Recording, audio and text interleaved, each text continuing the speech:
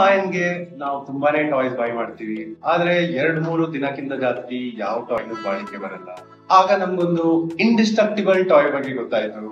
ಏನಪ್ಪಾ ಇದು ಇಂಡಿಸ್ಟ್ರಕ್ಟಿಬಲ್ ಟಾಯ್, ನೋಡೇ ಬಿಡೋಣ ಅಂತ ನಾವು ಈ ಪ್ರಾಡಕ್ಟ್ ನ ಟೆಸ್ಟ್ ಮಾಡಿದ್ವಿ. ಫಸ್ಟ್ ಗೆ ಇದನ್ನು ತುಂಡು ಮಾಡಕ್ ನೋಡಿದ್ವಿ, ಇದನ್ನು ಹಿಂಡಿ ನೋಡಿದ್ವಿ, ಇದನ್ನು ಬೆಂಡ್ ಮಾಡಿ ನೋಡಿದ್ವಿ, ಕೀನ್ಲು ಚುಚ್ಚಿ ನೋಡಿದ್ವಿ, ಆದ್ರೂ ಏನೂ ಆಗಿಲ್ಲ.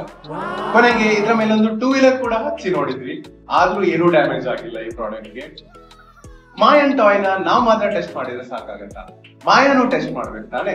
ನೋಡಿ ಅವಳು ಎಷ್ಟು ಎಕ್ಸೈಟೆಡ್ ಇದ್ದಾಳೆ, ಅವಳ ಹೊಸ ಟಾಯ್ ನೋಡಿ. ನಿಮ್ ಪೆಟ್ಟಿಗೂ ಇಂತ ಬೋರ್ಡಮ್, ಆಂಗ್ಸೈಟಿ, ಡಿಸ್ಟ್ರಕ್ಟಿವ್ ಬಿಹೇವಿಯರ್ ಇದೆಲ್ಲ ಕಮ್ಮಿ ಮಾಡ್ಬೇಕಾದ್ರೆ ಈ ಟಾಯ್ ಒಳ್ಳೆ ಸೊಲ್ಯೂಷನ್. ಒಂದು ವೇಳೆ ನಿಮ್ ಡಾಗ್ ಅಗ್ರೆಸಿವ್ ಚಿವರ್ ಆಗಿದ್ರೆ ಈ ಪ್ರಾಡಕ್ಟ್ ನ ನೀವು ಬೈ ಮಾಡ್ಲೇಬೇಕು. ಇದು 2-3 ವೆರೈಟಿಯಲ್ಲೂ ಅವೈಲೇಬಲ್ ಇದೆ. ಖರೀದಿಸಬೇಕಾದ್ರೆ ಕಡಲ್ ಆಪ್ ಅನ್ನು ಚೆಕ್ ಔಟ್ ಮಾಡಿ.